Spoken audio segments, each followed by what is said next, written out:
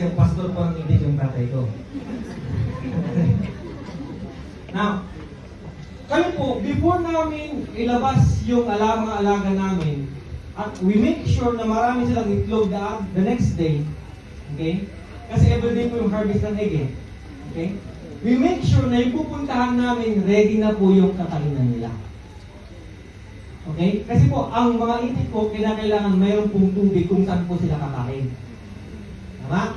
Ganun po sa kalabaw. Amen?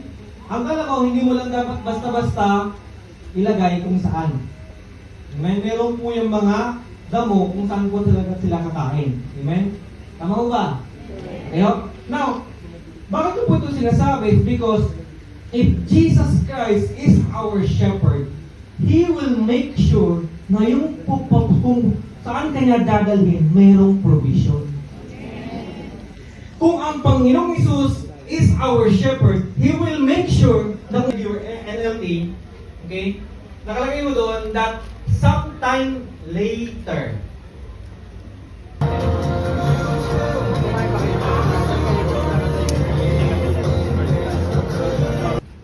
At magpakilala kung sino siya dito sa miracle na to.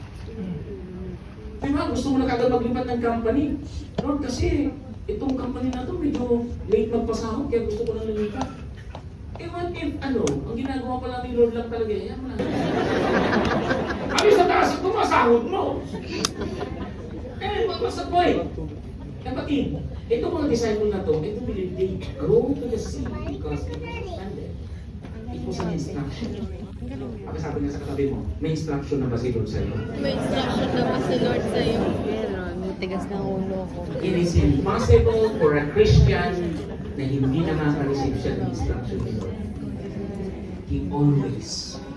Maniwala ka sa pagmamalagi mo rito sa ilang oras lang na